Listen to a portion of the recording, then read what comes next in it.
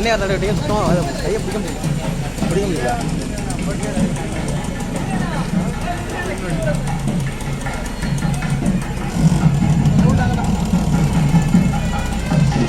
Photo ತಗೋಬೇಕಾ? ಇಲ್ಲ ಇಲ್ಲ.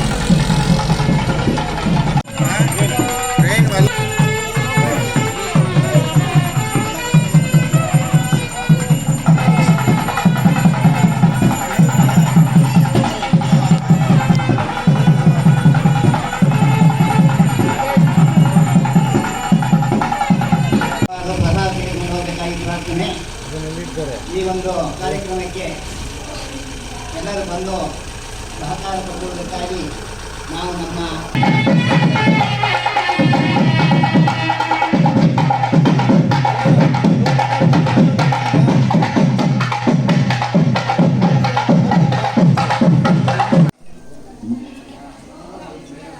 ಕಲಿಯುಗದ ಕಾಮಧೇನು ಎನಿಸಿರ್ತಕ್ಕಂತಹ ಎಲ್ಲಿ ನೆನೆವರೋ ಅಲ್ಲಿ ರಾಘವೇಂದ್ರರು ಅಂತ ಹೇಳಿ ಎಲ್ಲ ಕಡೆ ಇದ್ದಾರೆ ಅವರು.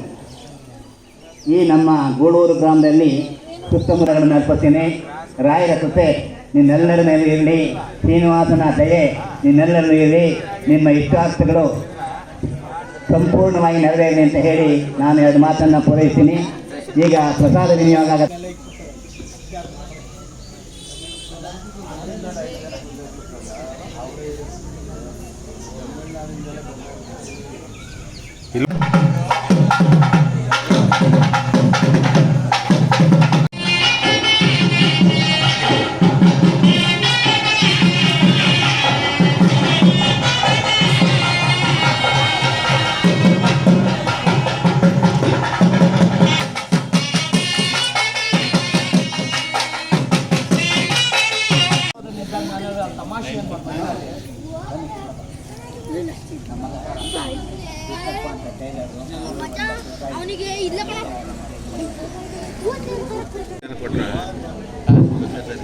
ಪ್ರಸಾದ ಯಾರು ಬಂದಿದ್ರು ದಯವಿಟ್ಟು ಬಂದು ಪ್ರಸಾದ ತಗೋಬೇಕಾಗಿ ಪ್ರಾರ್ಥನೆ.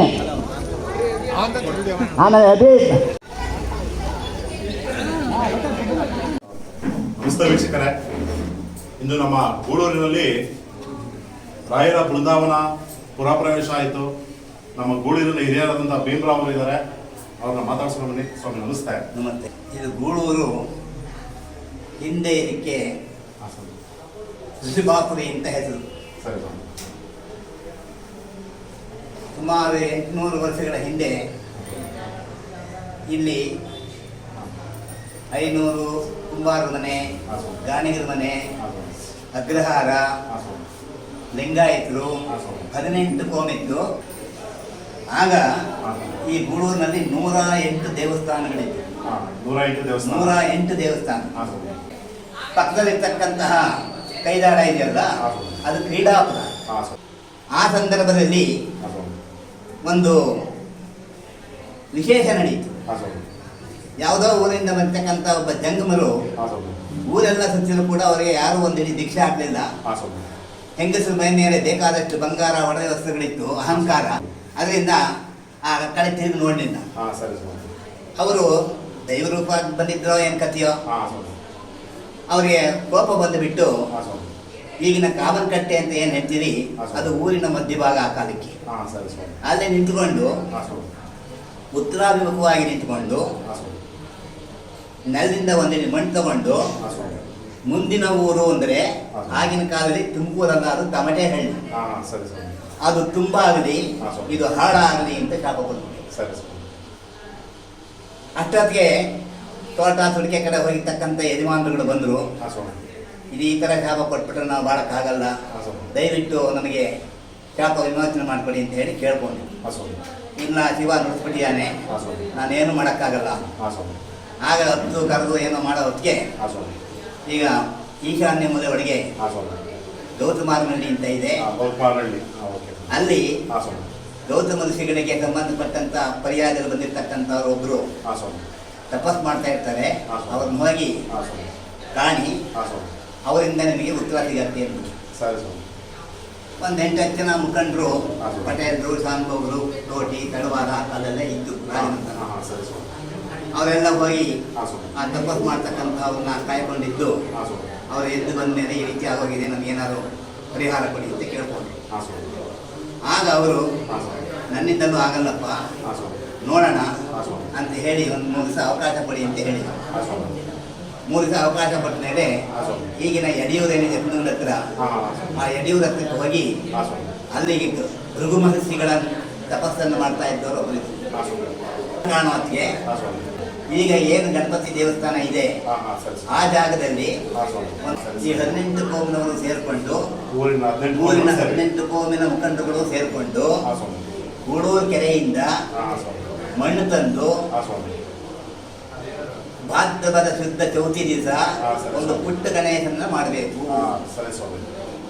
ಅದಾದ್ಮೇಲೆ ದೊಡ್ಡ ಗಣೇಶನ ಮಾಡಬೇಕು ಮಣ್ಣಲ್ಲಿ, ಹಾಂ ಹಾಂ ಸ್ವಾಮಿ. ಬೃಹದಾಕಾರವಾಗಿ ಸರಿ ಸ್ವಾಮಿ. 10 ಅಡಿ ಎತ್ತರ ಇರಬೇಕು, ಹಾಂ ಸ್ವಾಮಿ. 8 ಅಡಿ ಅಗಲ ಇರಬೇಕು. ಹಾಂ ಸ್ವಾಮಿ. ಅಂತಹ ಬೃಹತ್ ಗಣೇಶನನ್ನ ಹಾಂ ಸ್ವಾಮಿ. ಅವತ್ತಿನಿಂದ ಪ್ರಾರಂಭ ಮಾಡಿ ಹಾಂ ಸ್ವಾಮಿ. ವಿಜಯದಶಮಿ ಹೊತ್ತಿಗೆ ಗಣೇಶನ ಪೂರೈಸಬೇಕು. ಹಾಂ ಹಾಂ ಸರಿ. ಆ ವಿಜಯದಶಮಿ ದಿವಸ ಹಾ, ಸ್ವಾಮಿ. ನಾಭಿ ಒಳಕ್ಕೆ ಹಾ, ಸ್ವಾಮಿ. ಪುಟ್ಟ ಗಣೇಶನನ್ನ ಇಟ್ಟು ಹಾ, ಸ್ವಾಮಿ. ಅದನ್ನೇನು ಮುಚ್ಚಿ ಹಾವನ್ನು ಸುತ್ತಬೇಕು. ಹಾಂ ಸ್ವಾಮಿ. ಅದು ಹೇಳ್ತೀನಿ. ಅಲ್ಲಿಗೆ ಪ್ರಾಣ ಪ್ರತಿಷ್ಠಾಪನೆ ಆಗತ್ತೆ. ಸರಿ ಸ್ವಾಮಿ. ಅದಾದ್ಮೇಲೆ ಕಾರ್ತೀಕ ಮಾಸದ ಪಾಡ್ಯದಿಂದ ಹಾಂ ಸ್ವಾಮಿ. ಮಾರ್ಗಶಿರ ಶುದ್ಧ ಬಿದಿಗೆವರೆಗೂ ಹಾಂ ಸ್ವಾಮಿ. ಇಲ್ಲಿ ಪೂಜೆ ನಡಿಬೇಕು. ಪ್ರತಿ ದಿವಸ ರಾತ್ರಿ ಪೂಜೆ ನಡಿಬೇಕು. ಹಾ, ಸರಿ. ದೊಡ್ಡ ಮಂಗಳಾರತಿ ಮಾಡಬೇಕು. ಹಾಂ ಸ್ವಾಮಿ. ಎಲ್ಲಾ ಕೋಮ್ನವರು ಬಂದು ಹಾ, ಸ್ವಾಮಿ. ಪ್ರಸಾದವನ್ನ ಸ್ವೀಕರಿಸಬೇಕು. ಸರಿ ಸ್ವಾಮಿ. ಈ ರೀತಿ ನೀವು ಮಾಡ್ಕೊಂಡು ಹೋದರೆ ಹಾಂ ಸ್ವಾಮಿ. ಒಂದಲ್ಲ ಒಂದು ಕಾಲ ಸೇರ್ಕೊಂಡು ಹಾ, ಹಾ. ನಿಮ್ಮ ಊರು ಉಳ್ಕೊಳ್ಳುತ್ತೆ, ಸರಿ ಸ್ವಾಮಿ. ಅದು ತುಮಕೂರುಗಳು ಒಂದು ಒಟ್ಟಿಗೆ ಒಂದಾಗಬೇಕು. ಸೇರ್ಕೊಂಡ್ರೆ ಆಗ ನಿಮಗೆ ಒಳ್ಳೆಯದಾಗುತ್ತೆ ಅಂತ ಹೇಳಿ ಹಾ, ಸ್ವಾಮಿ. ಅವರು ಹೇಳ್ಬಿಟ್ಟು ಹೊರಟೋದ್ರು. ಹಾ, ಸ್ವಾಮಿ. ಹಾಗಾಗಾಯ್ತು ಹಾ, ಸ್ವಾಮಿ. ಈ ಗಣೇಶನನ್ನ ಮಾಡ್ಕೊಂಡು ಬಂದಿದ್ದಾರೆ. ಹಾ, ಸ್ವಾಮಿ. ಇತಿಹಾಸ ಪ್ರಸಿದ್ಧವಾದ ಗಣೇಶ. ಹಾ, ಸ್ವಾಮಿ. ಅದಕ್ಕೆ ಬೆಳ್ಳಿ ಒಳಗುಳಿದು ಹಾ, ಮಾವಿನಕಾಯಿ ಸರ, ಹಾ, ಸ್ವಾಮಿ. ಆಮೇಲೆ ರುದ್ರಾಕ್ಷಿ ಸರ, ಹಾ, ಸ್ವಾಮಿ. ಎಂತೆಂಥದೋ ಒಳಗುಗಳನ್ನೆಲ್ಲ ಮಾಡಿ ಹಾಕೋರು, ಇದು ಮಾಡೋರು. ಸರಿ, ಸರಿ. ಆಮೇಲೆ ದಿನಕ್ರಮೇಣ ಹಾ, ಸ್ವಾಮಿ. ಬಳಪದಕಲ್ಲನ್ನ ತೆಗೆದು ಗಂಧ ತೆಗೆದು ಬಿಳಿ ಕಲ್ಲು, ಹಾಂ ಸ್ವಾಮಿ. ಬಿಳಿ ಬರೋದು, ರಸ ಬರೋದು. ಹಾ, ಸ್ವಾಮಿ. ಆ ಬಿಳಿ ಬಣ್ಣವನ್ನ ದೇವರಿಗೆ ಬೆಳೆಯೋರು. ಹಾ, ಸ್ವಾಮಿ. ಅದಾದ್ಮೇಲೆ ಅದಕ್ಕೆ ಒಂದು ಸ್ವಲ್ಪ ಕುಂಕುಮ ಅದೆಲ್ಲ ತರ್ಕೊಂಡು ಕಲರ್ ಮಾಡ್ಕೊಂಡ್ರು. ಹಾ, ಸ್ವಾಮಿ. ದಿನಕ್ರಮೇಣ ಇವಾಗ ಹಾ, ಸ್ವಾಮಿ. ನವೀನ ಕಾಲ ಬಂದಿದೆ. ಹಾ, ಸ್ವಾಮಿ. ಈಗ ಅದ್ಭುತವಾಗಿ ಈ ಗಣೇಶನನ್ನ ಹಾ. ಮಾಡ್ತಾ ಇರ್ತಕ್ಕಂಥ ಅವತ್ತಿನ ಬಂದಿದೆ. ಹಾ, ಸ್ವಾಮಿ. ಈಗ ಹಾ, ಸ್ವಾಮಿ. ತುಮಕೂರು ಗೂಡೂರು ಒಂದಾಗಿದೆ. ಹಾ, ಸ್ವಾಮಿ. ಈಗ ಇದು ಕೂಡ ಗಣೇಶ ನಗರ, ಹಾ, ಸ್ವಾಮಿ. ಚನ್ನಕೇಶವ ನಗರ, ಹಾ, ಸ್ವಾಮಿ. ಈ ರೀತಿ ಊರು ತುಂಬಾ ಹಳೆ ಊರು ತುಂಬಾ ಬೆಳೀತಾ ಇದೆ. ಮಂಗಳಾಗಿ ಇದಾಗಿದೆ. ಹಾ, ಸ್ವಾಮಿ. ಆದ್ರೂ ಕೂಡ ಶಾಪ ಬೀಳಲಿಲ್ಲ. ಹಾ, ಸ್ವಾಮಿ. ಆ ಒಂದು ಕಾಲದಲ್ಲಿ ಹಾ, ಸ್ವಾಮಿ. ಆ ಶಾಪ ಕೊಟ್ಟ ಒಂದು 10 ವರ್ಷದಲ್ಲಿ ಹಾಂ ಸ್ವಾಮಿ. ಪ್ಲೇಗು, ಹಾ, ಕಾಲರ, ಹಾ, ಸ್ವಾಮಿ. ಮಲೇರಿಯಾ, ಹಾ, ಸ್ವಾಮಿ. ಇನ್ಫ್ಲೂಯೆಂಜಾ ಹಾ. ಮುಂತಾದ ದೊಡ್ಡ ರೋಗಗಳು ಬಂದು ಹಾ, ಸ್ವಾಮಿ. ಒಂದು ಹೆಣ ಹಾಕೊಳ್ಳೋಕೆ ಇನ್ನೊಂದು ಹೆಣ ಸತ್ತಿರುವಂತೆ ಮನೆ ಹಾಂ ಹಾಂ ಹಾಂ ಸ್ವಾಮಿ. ಆ ರೀತಿ ಅನೇಕ ಜನ ಸತ್ತೋಗ್ಬಿಟ್ರು. ಹಾ. ವ್ಯಾಪಾರಕ್ಕೆ ಯಾವುದಾದ್ರೆ ಬಂದ್ಬಿಟ್ಟು ಇಲ್ಲಿದ್ದು ಎಲ್ಲ ಬಿಟ್ಬಿಟ್ಟು ಹಾ, ಸ್ವಾಮಿ. ಎಲ್ಲ ಗುದ್ದಿ ಬಸಳ್ಳಿ, ಹಾ, ಸ್ವಾಮಿ. ಗುದ್ದಿ, ಹಾ. ನಿಟ್ಟೂರು, ಕಡಬ, ಆ ಕಡೆ ತಿತ್ತೂರು, ಆ ಕಡೆ ಬರೋದು. ಸರಿ ಸ್ವಾಮಿ. ಈಗಲೂ ಕೂಡ ಗಣೇಶನ ಬರ್ತಾರೆ ಅವರು. ಹಾ, ಸ್ವಾಮಿ. ಹಿಂದೆ ಇಲ್ಲಿದ್ದು, ನಮ್ಮ ಮನೆ ಇಲ್ಲಿದ್ದು ಹಾ. ಅದೇನು ಅಂತ ತೋರಿಸ್ತಾರೆ. ಹಾ, ಸ್ವಾಮಿ. ಈ ರೀತಿ ಗಣೇಶನ ಮಹಿಮೆ ಆಯ್ತು. ಸರಿ ಸ್ವಾಮಿ. ಆಮೇಲೆ 108 ದೇವಸ್ಥಾನಗಳಲ್ಲಿ ಹಾ, ಸ್ವಾಮಿ. ಪೂಜೆ ಪುನಸ್ಕಾರ ನಡೆದಿದ್ದೇನೆ. ಹಾ, ಸ್ವಾಮಿ. ಊರೆಲ್ಲ ಬಿಟ್ಟು ಹೋದ್ಮೇಲೆ ಹಾ, ಸ್ವಾಮಿ. ಒಂದೊಂದೇ ಬಿದ್ದು ಹೋದ್ರು. ಹಾಂ ಸ್ವಾಮಿ. ಈಗ 108 ದೇವಸ್ಥಾನ, ಈಗಲೂ ಕೂಡ ಹಾ, ಸ್ವಾಮಿ. 22 ದೇವಸ್ಥಾನ ಇದೆ. 22 ನೋಡಿ, ದೇವಸ್ಥಾನ. ಹಾ, ಸ್ವಾಮಿ. ದೇವಿನ ಮರದಮ್ಮ, ಹಾ, ಸ್ವಾಮಿ. ಗೂಳೂರಮ್ಮ, ಹಾ, ಸ್ವಾಮಿ. ಯಲ್ಲಮ್ಮ, ಹಾ, ಸ್ವಾಮಿ. ಪ್ರಸನ್ನ ಗಂಗಾಧರೇಶ್ವರ, ರೇಗನಮ್ಮ, ಹಾ, ಸ್ವಾಮಿ. ಕಾಳಮ್ಮನ ದೇವಸ್ಥಾನ, ಹಾ, ಸ್ವಾಮಿ. ಆಮೇಲೆ ಅಲ್ಲಿಂದ ಹೊನ್ನಾದೇವಿ, ಹಾ, ಸ್ವಾಮಿ. ಅಲ್ಲಿಂದ ತಿರುಪತಿ ವೆಂಕಟರಮಣ ಸ್ವಾಮಿ, ಹಾ, ಸ್ವಾಮಿ. ಆಮೇಲೆ ಇದು ಬಸವಣ್ಣದು. ಶಿವರಾತ್ರಿ ಬಸವಣ್ಣ, ಹಾ, ಸ್ವಾಮಿ. ಆಮೇಲೆ ಊರುಗುಂದಲು ಬಸವಣ್ಣ, ಹಾ, ಸ್ವಾಮಿ. ಜೀರಪ್ರತಾಪ ಆಂಜನೇಯ, ಹಾ, ಸ್ವಾಮಿ. ಇದು ಶಿವಂದು ಹನುಮಂತರಾಯ, ಹಾ, ಸ್ವಾಮಿ. ಹೀಗೆ ನಾನು 22 ದೇವಸ್ಥಾನಗಳು ಈ ಆಂಧ್ರದಲ್ಲಿ ಇವೆ. ಆಲ್ರೆಡಿ ಇದೆ. ಹಾಂ ಸ್ವಾಮಿ. ಇನ್ನೊಂದು ವಿಷಯ ನಮ್ಗೆ ಏನ್ ಖುಷಿ ಅಂದ್ರೆ ಹಾ. ನಾವು ನಮ್ಮೂರಿಗೆ ಬಂದಾಗ ನೋಡ್ತಾ ಇದೀವಿ. ನೀವು ಬಂದ್ಮೇಲೆ ನಮ್ಮ ಆಂಜನೇಯ ದೇವಸ್ಥಾನ ಎಲ್ಲ ನೀವು ಬಂದ್ಮೇಲೆ ಅದೆಲ್ಲ ಪೂಜೆಗಳು ಸ್ಟಾರ್ಟ್ ಆಗಿದ್ದು. ನಾವು ನೋಡಿದಾಗ ಅದೆಲ್ಲ ಪಾಳು ಬಿದ್ದಿತ್ತು, ಏನು ಪೂಜೆ ನಡೀತಿರ್ಲಿಲ್ಲ. ಅವರು ಗೋಣಿಗರಾಂಜನೇಯ ಅಂತ ಹೇಳಿ. ಹಾ, ನೀವು- ಆಮೇಲೆ ಈ ದೇವಸ್ಥಾನವು ಕೂಡ ಆ ಕಾಲದಲ್ಲಿ ಇತ್ತಲ್ಲ, ಹಾ, ಸ್ವಾಮಿ. ಇದು ಕೂಡ ಶಿಥಿಲವಾಗ್ತಾ ಬಂತು. ಹಾಂ ಸ್ವಾಮಿ. ಕೊನೆಗೆ ಆ ವಂಶದವರು ಇದ್ದಾಗ ಬಿಟ್ಟು ಹಾ, ಈ ಸ್ವಾಮಿ. ದೇವಸ್ಥಾನ ಪೂಜೆ ಮಾಡೋರು ಇಲ್ಲ, ಒಕ್ಕನವರು ಇಲ್ಲ, ಎಲ್ಲ ಹೊರಟೋಗ್ಬಿಟ್ಟು. ಹಾಂ ಸ್ವಾಮಿ. ಆಗ ನಾನು ಮೇಟ್ರಾಗಿದ್ದೆ, ರಿಟೈರ್ಡ್ ಆಯ್ತು. ಹಾ, ಸ್ವಾಮಿ. ನಾನು 10 ವರ್ಷಕ್ಕೆ 4-5 ಸತಿ ತಿರುಗಿ ಹೋಗಿ ಬರ್ತಿದ್ದೆ. ಆವಾಗ ಏನಪ್ಪ ನೀನೇನೋ ಶ್ರೀಮಂತ, ನಮ್ಮೂರಿನಲ್ಲಿ ದೇವ್ರನ್ನ ಉದ್ಧಾರ ಮಾಡ್ಬೇಕಲ್ಲ, ಹಾಂ ಸ್ವಾಮಿ. ಆಯ್ತು ಅಂತಂತ ದೇವರು ಅಪ್ಪಣೆ ಕೊಟ್ಟ. ಹಾಂ ಸ್ವಾಮಿ. ಆಗ ಒಳಗಡೆ ಗರ್ಭಗುಡಿಯನ್ನ ಈಗಲೇ ಹೇಗಿತ್ತು ಅದು ಹಾಗೆ ಇತ್ತು. ಈ ಮುಂದ್ಗಡೆ ಎಲ್ಲ ಗೋಡೆ ಎಲ್ಲ ಕಟ್ಟಿಸಿ ಎಲ್ಲ ಮಾಡಿ ಸರಿ ಒಂದೊಂದೇ ಮಾಡ್ಕೊಂಡು, ಆಮೇಲೆ ತಿರುಪತಿಯಿಂದಲೇ ಇನ್ನೇ ಶ್ರೀನಿವಾಸ ದೇವರು, ಶ್ರೀದೇವಿ, ಭೂದೇವಿ ಎಲ್ಲ ಕರೆಸಿ ವರ್ಷಕ್ಕೆ ಒಂದ್ಸತಿ ಕಲ್ಯಾಣೋತ್ಸವ, ವೈಕುಂಠ ಏಕಾದಶಿ ಮಾಡ್ಕೊಂಡು ಬಂದು ಊರಿನ ಜನಕ್ಕೆ ಗೊತ್ತಾಯ್ತು ಇಲ್ಲೊಂದು ದೇವಸ್ಥಾನ ಇದೆ, ಶ್ರೀನಿವಾಸ ದೇವ್ರ ದೇವಸ್ಥಾನ. ಆಗ ಶನಿವಾರ ಬಂದು ಪೂಜೆ ಮಾಡ್ಕೊಳ್ಳೋದು, ಕಾರ್ತಿಕ್ ಮಾಸ ಪೂಜೆ ಮಾಡ್ಸೋದು, ಶ್ರಾವಣ ಮಾಸದಲ್ಲಿ ಪೂಜೆ ಮಾಡ್ಸೋದು, ಈ ರೀತಿ ಪೂಜೆ ಮಾಡ್ಕೊಂಡು ಬರ್ತಾ ಇದ್ರು. ಈಗ ನೋಡಿ, ಈಗ ಇದೇ ರೀತಿ ಇರುವಾಗ ಈ ಸುತ್ತಮುತ್ತಲು ಎಲ್ಲೂ ಒಂದು ರಾಯರ ಮಂದಿರ ಇದೆ. ಇಡೀ ಗೂಡೂರು ಹೋಬಳಿಗಳಿಗೆ ಇಲ್ಲ, ಎಲ್ಲ ತುಮಕೂರಿಗೆ ಹೋಗಬೇಕು. ತುಮಕೂರಿನಲ್ಲಿ ಒಂದೇ ಒಂದು ಶೆಟ್ಟಿಹಳ್ಳಿ ರೋಡ್ನಲ್ಲಿ ಇರ್ತಕ್ಕಂಥದ್ದು ಎಲ್ರಿಗೂ ಅವಕಾಶ ಇದೆ. ಇನ್ನೊಂದು ಹನುಮಂತ ನಗರದಲ್ಲಿದ್ದು ಅದು ಒಂದದ್ದು. ಈ ರೀತಿ ಆಗ್ಬಿಟ್ಟು ಏನಾದ್ರು ಇದೊಂದು ವ್ಯವಸ್ಥೆ ಮಾಡ್ಬೇಕಲ್ಲ ಅಂತ. ಇನ್ನೊಂದೇನಪ್ಪ ಅಂದ್ರೆ ನಮ್ದು ಒಂಥರ ದಾನ ಧರ್ಮ ಪರೋಪಕಾರದಲ್ಲಿ ಎತ್ತಿದ ಕೈ ನಮ್ಮ ವಂಶ. ಅಲ್ಲ, ಒಂದ್ ಮಾತೆ, ನಮ್ಮ ಮುತ್ತಾತ ವೆಂಕಟ ಸುಬ್ಬಯ್ಯನವರು ಅಂತ, ಆ ಕಾಲಕ್ಕೆ ಇಡೀ ಗೂಡೂರಿನಲ್ಲಿ ಸಿಹಿನೀರು ಬಾವಿ ಇರಲಿಲ್ಲ. ಯಾರ ಮನೆ ಮುಂದೆ ನೋಡಿದ್ರು ಉಪ್ಪು ನೀರು ಬಾವಿ ಇತ್ತು, ಎಲ್ಲ ಮನೆ ಬಾವಿ ಇತ್ತು. ಕುಡಿಯಕ್ ಆಗ್ತಿಲ್ಲ, ಅಡಿಗೆ ಮಾಡಕ್ ಆಗ್ತಿಲ್ಲ, ಬೆಳೆದಿತ್ತು. ಆ ಪ್ರೈಮರಿ ಸ್ಕೂಲ್ಗೆ ನನ್ನ ತಾತ ವೆಂಕಟ ಸುಬ್ಬಯ್ಯನವರು ದಾನ ಕೊಟ್ಟಿದ್ರು 2 ಎಕರೆ. ಆಗ ಕ್ರಿಶ್ಚಿಯನ್ ಪಾದ್ರಿ 1919 ಅಂತ ಹೇಳಿ ಈ ಒಂದು 1919ರಲ್ಲಿ ಕ್ರಿಶ್ಚಿಯನ್ಸ್ ಬಂದು ಅಲ್ಲಿ ಸ್ಕೂಲ್ ಕಟ್ಟಿ ಅದು ಸ್ಕೂಲ್ ಉದ್ಧಾರ ಮಾಡಿದ್ರು. ಆಮೇಲೆ ನಾವು ಡಿಸೆಂಬರ್ 17 ಅಂತಿದ್ರು, ಅವರಿಗೆ ನಮ್ಮ ತಂದೆ ಮಾರ್ಬಿಟ್ರಂತೆ. ಆದ್ರೂ ಕೂಡ ಅಲ್ಲೊಂದು ವೆಂಕಟ ಬಾವಿ ಅಂತ ಹೇಳಿ ಅನೇಕ ಜನ ಪ್ರತಿಯೊಬ್ಬರು ಹೋಗಿ ನೀರು ತಗೊಂಡ್ರು. ಅದು ಸಿಹಿ ನೀರು, ಹೊಟ್ಟೆ ಒಳಗೆ ಗಡ್ಡೆಯದು ಕೂಡ ಕರಗಿಸ್ಬಿಡೋದು, ಅಂತ ಒಳ್ಳೆ ನೀರು. ಅವರು ಆ ಥರ ಬಾವಿ ಕಟ್ಸಿಲ್ಲ. ನಮ್ಮ ತಂದೆಯವರು ಕೃಷ್ಣಮೂರ್ತಿ ಅಂತ, ದಿವಾನ್ ಕೃಷ್ಣಮೂರ್ತಿ ಅಂತ ಹೆಸರು ತಗೊಂಡ್ರು. ಯಾಕೆ ದಿವಾನ್ ಅಂತಂದ್ರೆ ಯಾರು ಏನ್ ಕೇಳಿದ್ರು ಇಲ್ಲ ಅಂತಿಲ್ಲ. ಅವ್ರ ಬಗ್ಗೆ ನ್ಯಾಯ, ಸತ್ಯ, ಧರ್ಮ 3 ಮಾತ್ರ ನಂಬಿದ್ರು. ಮೋಸ ಮಾಡಿದವ್ರನ್ನ ಕತ್ತಿಸಾಕ್ಬಿಡೋದು, ಅಷ್ಟು ಸಿಟ್ಟು. ಯಾರೇ ಬರಲಿ, ಒಂದು ಮದುವೆ ನಡೆಸ್ತಾ ಇದ್ದೀನಿ ಸ್ವಾಮಿ, ನನಗೆ ಏನು ಸಹಾಯ ಮಾಡಿ ಅಂದ್ರೆ ನಮ್ಮಮ್ಮನ ಕರೆಯೋದೇ ಅವನಿಗೇನು ಕೊಟ್ಟು ಕಳ್ಸಿ ಅಂತ.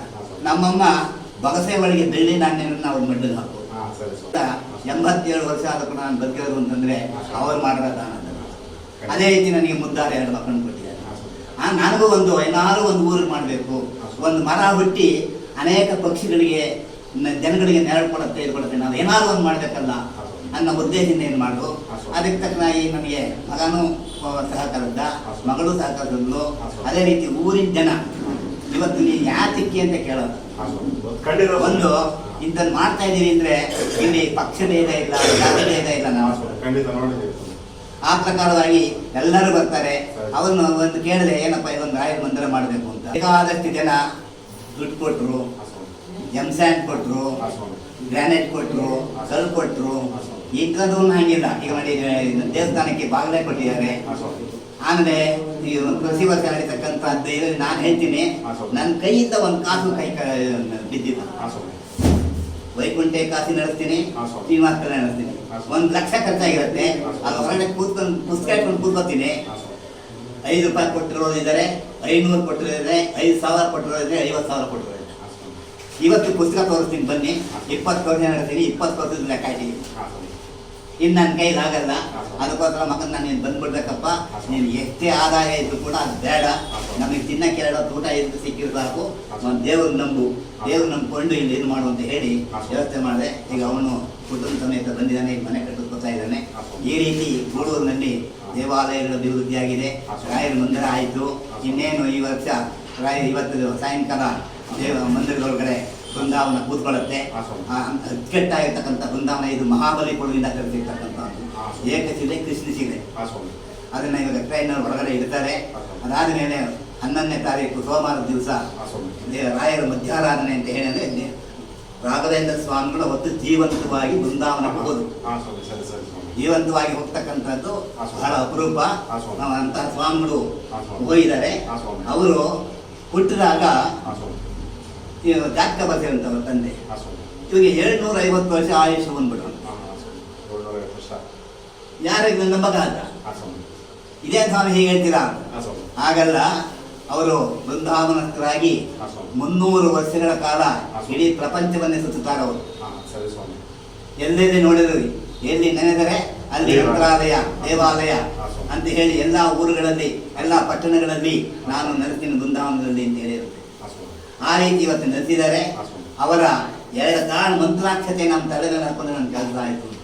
ಎಷ್ಟೋ ಜನಕ್ಕೆ ಕಣ್ಣು ಬಂದಿದೆ, ಕೈಕಾಲು ಬಂದಿದೆ, ಮದುವೆ ಆಗಿದೆ, ಮಕ್ಕಳಾಗಿದೆ, ಎಲ್ಲ ರಾಯರ ದಯ. ಅವರು ರಾಯರು ಹುಟ್ಟೋದಕ್ಕೆ ರಾಯರಾಗೋದಕ್ಕಿಂತ ಮುಂಚಿತವಾಗಿ ಅವರ ಹೆಸರು ತಿಮ್ಮಣ್ಣ. ತಿಮ್ಮಣ್ಣ ಅಂದ್ರೆ ತಿರುಪತಿ, ವೆಂಕಟನಾಥ.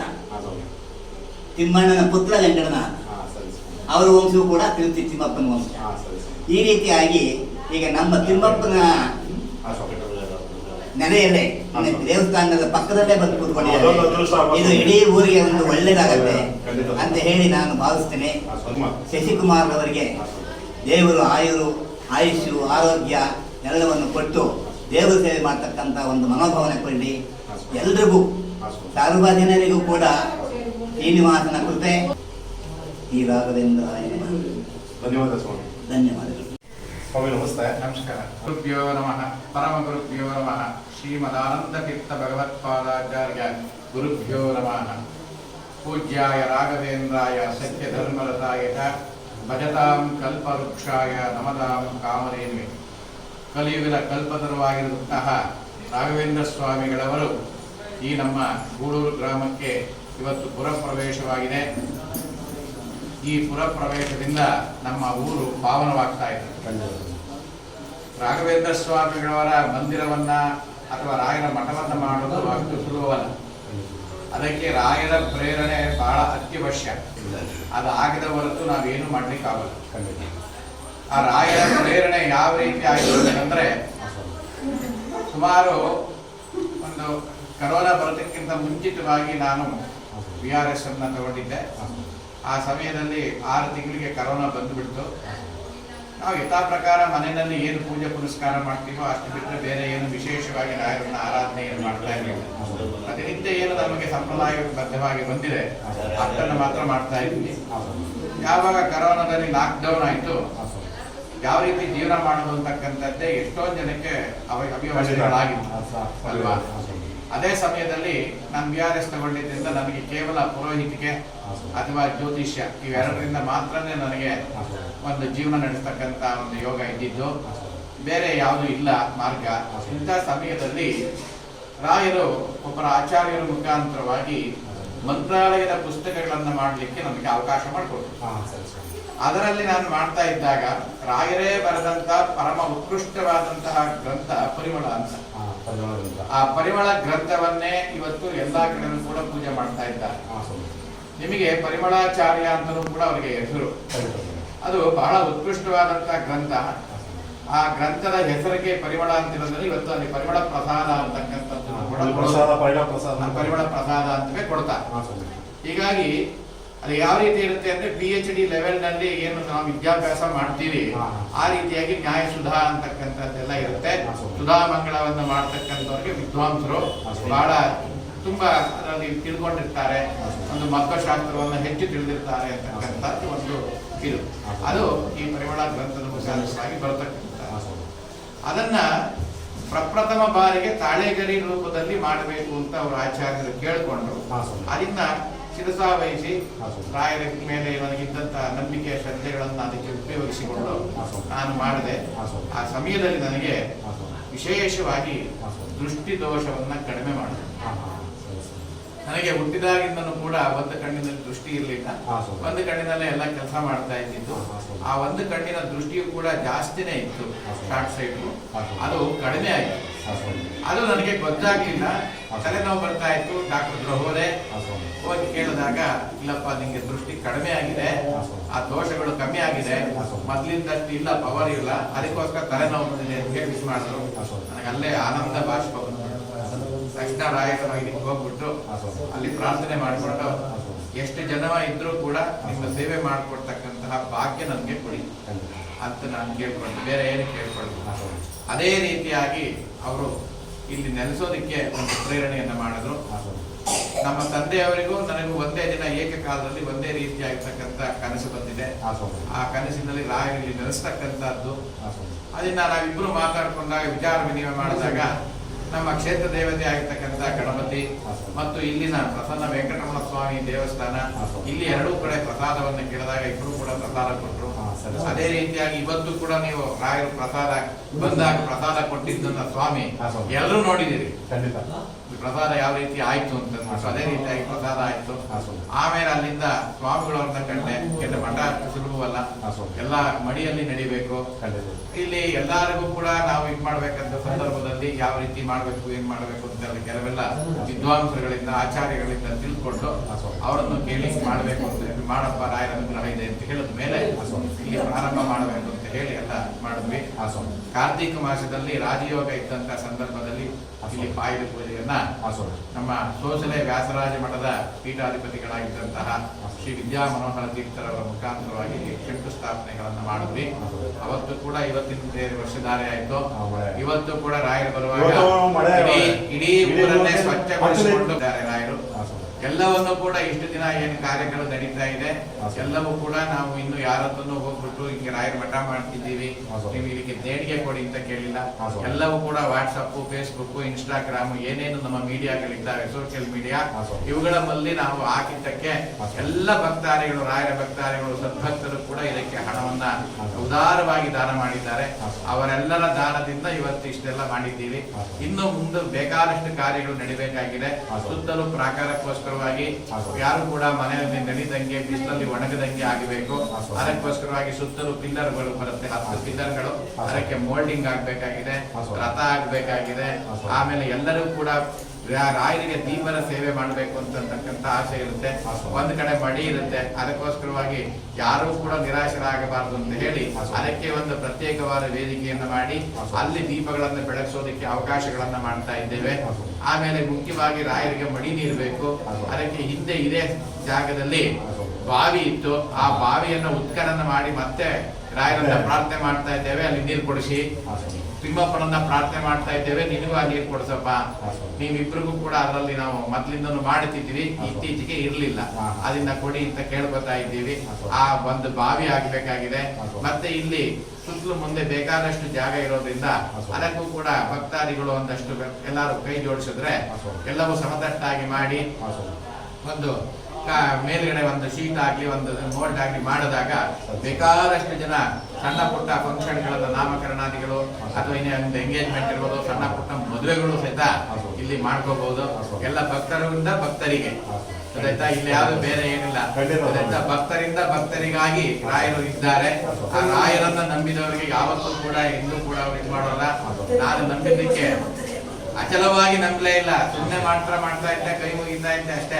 ಅರ್ಥಕ್ಕೆ ತೊಟ್ಟಿ ಕೊಟ್ಬಿಟ್ರು.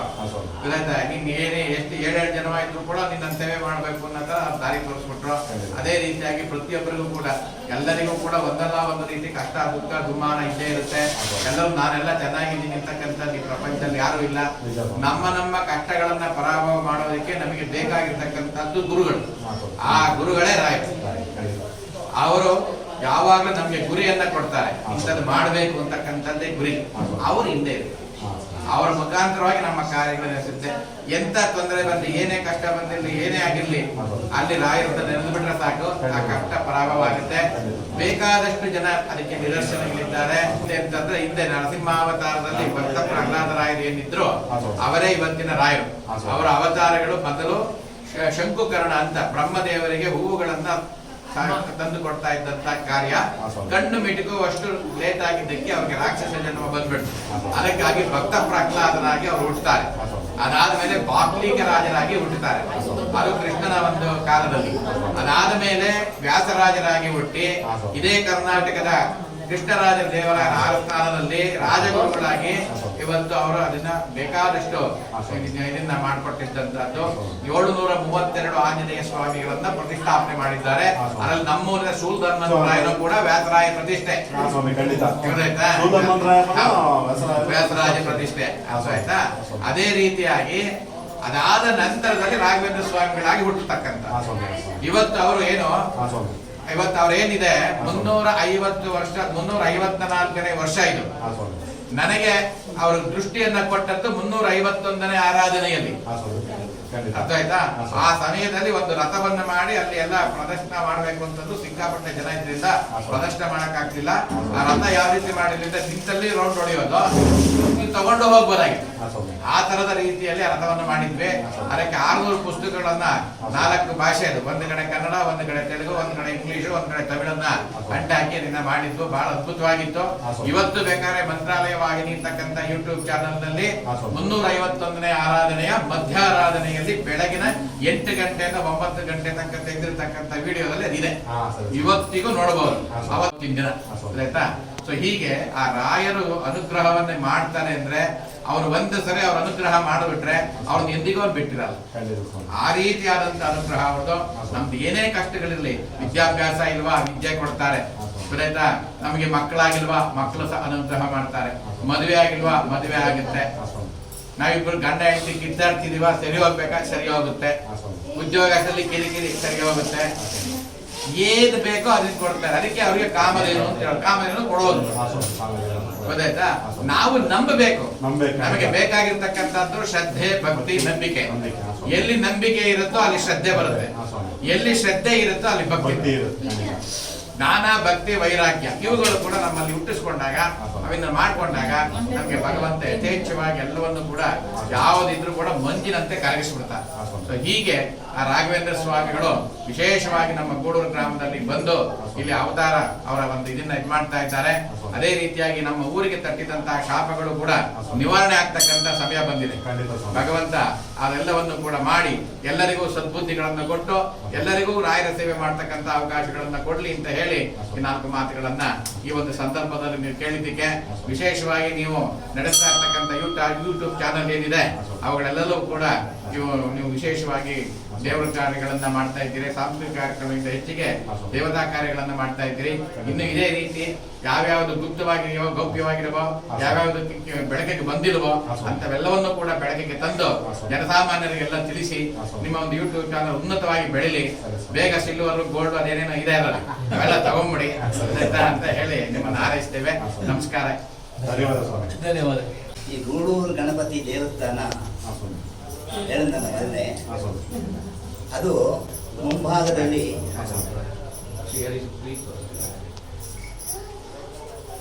ಮಂಗಳೂರು ಹೆಂಚಿನ ಮನೆ ಇದ್ದಂಗೆ ಗುಡಿಯಿಂದಲೇ ಕಾಣಿಸಿದ್ರು. ಆಗ ನಮ್ಮೂರಿನಲ್ಲಿ ಗೂಡೂರು ಸೇರಿನ ಶಿವಣ್ಣವರಿದ್ರು. ಅವಾಗೆಲ್ಲ ತುಂಬಾ ಬಡತನ. ಈಗ ನಾಗೇನು ಇದು ಇರಲಿಲ್ಲ. ತುಮಕೂರು ಮಂಡಿ ತಟ್ಟೆ ಒಳಗೆ ದುಡ್ಡು ತರಬೇಕು, ನಮ್ಮ ದೇವಸ್ಥಾನದ ಕಾರ್ಯಕ್ರಮ ನಡೆಸಬೇಕು. ಆ ಸ್ಥಿತಿ ಒಳಗಿದ್ದಾಗ ದೇವಸ್ಥಾನ ಹೆಂಗೆ ಕಟ್ಟಕ್ಕಾಗುತ್ತೆ? ಆಮೇಲೆ ದೇವಸ್ಥಾನಕ್ಕೆ ಬದಲಾಗಿ ಟೆಂಟ್ ಅಂತಾರಲ್ಲ, ಆ ಟೆಂಟ್ ಹಾಕಿ 5 ವರ್ಷ ನಡೆಸಿದ್ದಾರೆ.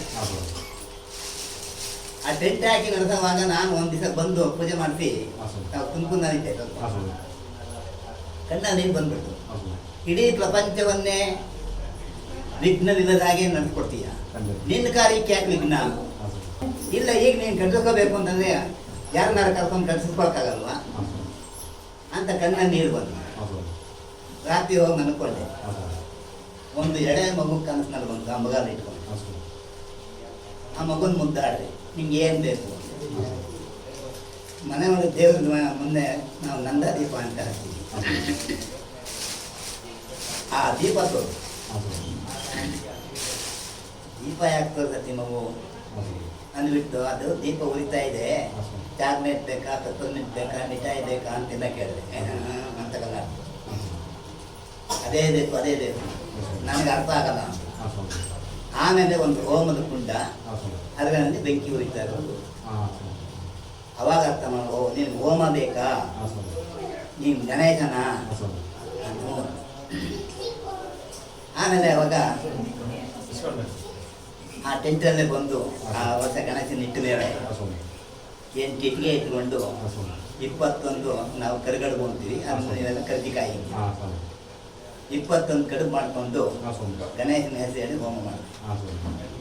ಹೋಮ ಮಾಡಿದರೆ ಆ ವರ್ಷ ಲಿಂಗಪ್ಪನವರು ಎಲೆಕ್ಷನಲ್ಲಿ ಗೆದ್ದಿದ್ರು.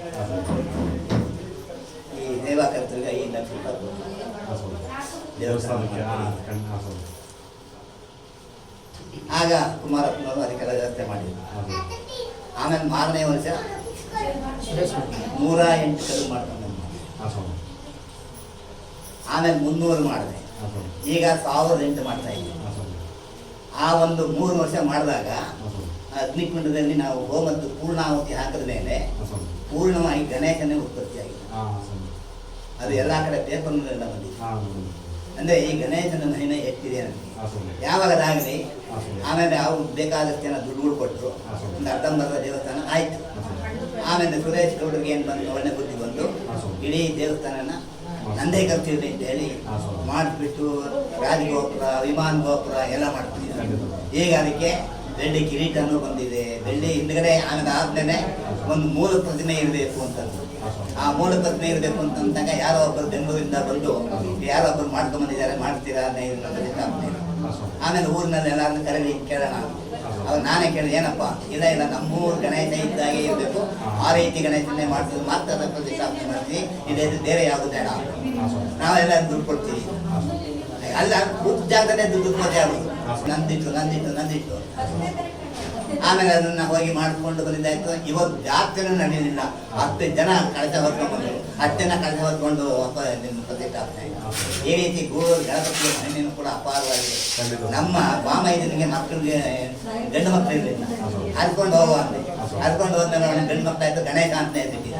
ಈಗ ಅನೇಕ ಜನಕ್ಕೆ ನಮ್ಮ ಗೂಳೂರು ಗಣಪತಿಗೂ ಕೂಡ ಶ್ರೇಷ್ಠವಾದದ್ದು ಮತ್ತು ಭಕ್ತಿಯಿಂದ ಅವನು ಏನು ತಿಳ್ಕೊಂಡು ಕೂಡ ಮದುವೆಯಾಗಿದೆ, ಮಕ್ಕಳಾಗಿದೆ, ಆರೋಗ್ಯ ಭಾಗ್ಯ ಕೊಟ್ಟಿದ್ದಾರೆ. ಈ ರೀತಿ ಗಣೇಶನ ಮಹಿಮೆ ಕೂಡ ಅಪಾರವಾದ್ದು. ಆ ಗಣೇಶನ ನಾನು ಇವತ್ತು ನಂಬಿದ್ದೀನಿ. ಆ ಗಣೇಶನೇ ಹೊರ ಕೊಟ್ಟ ನನಗೆ, ನೀನು ಮಾಡಿ ಹೋಗೋದಾಗ ರಾಯರ ಮಂದಿರನ್ನ ನಾನಿದ್ದೀನಿ. ಇವತ್ತು ಮಳೆ ಬರ್ತಿದ್ದಾರೆ, ಈಗ ನಡೆದಿತ್ತು. ಏನಪ್ಪ ರಾಯ ಬರ್ತಾ ಇದ್ದಾರೆ, ನೀನು ರಾಯ ನೆನ್ಸ್ಕೊಂಡು ತಗೊಂಡಲ್ಲ ಅಂತ ಮನೆಯಿಂದ ಒಂದು ಇಟ್ಕೊಂಡು ಒಂದು ತೆಂಗಿನಕಾಯಿ ತೊಗೊಂಡೋಗಿ ಈಡುಗಾಯಿ ಹಾಕ್ತೆ ತಕ್ಷಣ. ಇನ್ನೇನಂತೀರ? ನಂಬಿದವರಿಗೆ ದೇವರು ಇದ್ದಾನೆ, ಗುರುಗಳು ಇದ್ದಾರೆ, ಎಲ್ಲರೂ ಇದ್ದಾರೆ. ಅದನ್ನು ದೇವರನ್ನ ನಂಬಿ ನೀವು ದಯವಿಟ್ಟು ಇವತ್ತಿನ ಈಗ ಹಣೆ ಎಷ್ಟೋ ಜನ ಹಣೆ ಇಟ್ಕೊಳ್ಳಲ್ಲ. ಇದಕ್ಕೆ ಇಟ್ಕೊಳ್ಳಲ್ಲ. ಯಾತಕ್ಕೆ ನಾವು ಕೇಳ್ತಾ ಇದ್ದೀವಿ ಅಂತಂದ್ರೆ, ದೇವರ ಲಾಂಛನ ಅದು ಅಲ್ಲಿ ಗಂಧ ಏನಾದ್ರು ಒಂಚೂರು ಇಟ್ಕೊಂಡ್ರೆ ನಮಗೆ ಯಾವ ದೇವ ಅಭೂತ ಜಾತಿಗಳು ಯಾವುದು ನಮ್ಮ ಹತ್ರ ಬರೋದು. ಈ ಕೆಲಸ ಕ್ರಮವಾಗಿ ಎಂಡಕರು ಮಾಡ್ಕೊಳ್ಳಿ. ಮನೆಯೊಳಗೆ ದೇವ್ರ ಪೂಜೆ ಮಾಡೋವಾಗಲಾದ್ರೂ ಕೈಗೆ ಬಳೆ ಹಾಕೊಂಡು ಇದು ಮಾಡ್ಕೊಂಡು ಕುಂಕುಮ ಇಟ್ಕೊಂಡು ಹಚ್ಕೊಂಡು ಪೂಜೆ ಮಾಡಿ ದೇವರು ರಾಯರ ಮಂದಿರಕ್ಕೆ ಬರ್ಬೇಕಾದ್ರೆ ಅಷ್ಟೇ ಎಣ್ಣೆ ಬನ್ನಿ ಆ ಕಡೆ ಬಂದು ನಮಸ್ಕಾರ ಹಾಕೊಂಡೋಗಿ ದೇವ್ರು ಒಳ್ಳೇದು ಮಾಡ್ತಾನೆ. ಒಂಚೂರು ತಿರುಗಿ ಎಲ್ಲ ಆದ್ಮೇಲೆ ಹಾಂ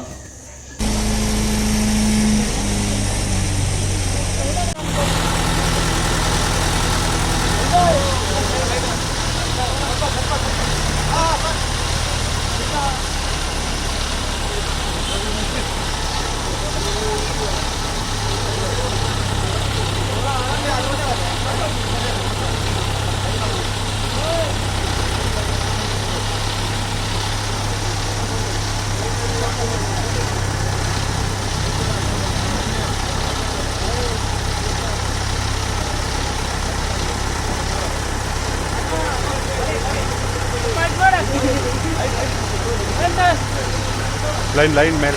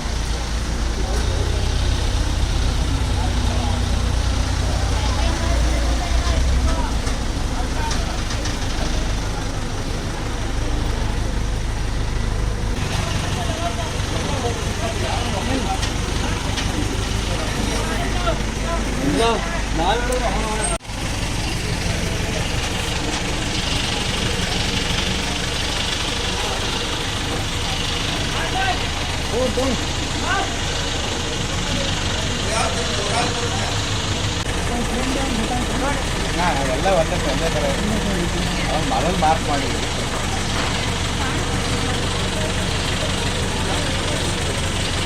ನಿಲ್ಲಿಸ್ಬೇಕಲ್ಲ ಅಲ್ಲಿ ಅಲ್ಲಲ್ಲಿ ನೋಡಿ.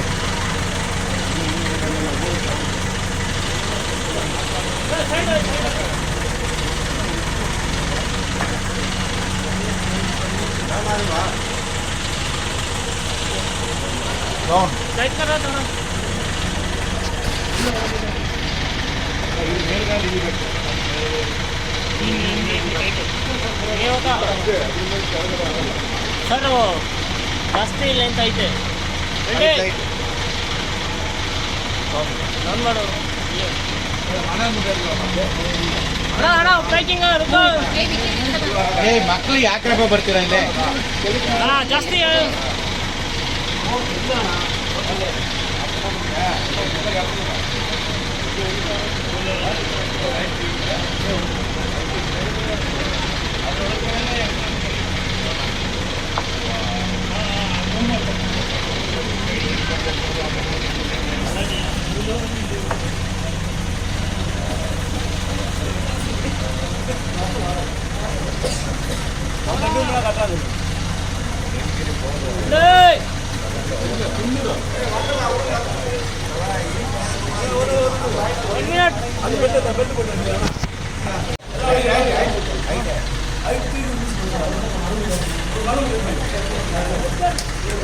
ಈ ಕಡೆ ಬನ್ನಿ, ಅವ್ರು ಮರಳು ಮಾಡತ್ತ ಅಂತಾರೆ.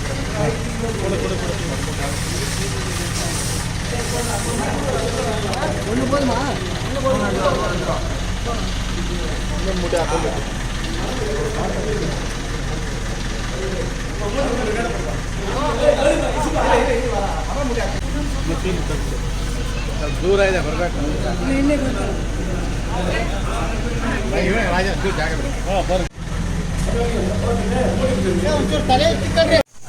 இங்கிட்ட திருப்பி லைட்டா இல்லை பேக் பண்ணுறதுக்கு அவங்க அஸ்தவந்தம் போடுவாங்க. இங்கே இருங்க, இந்த பக்கம் தள்ளுங்க இந்த மூலையை. கொஞ்சம்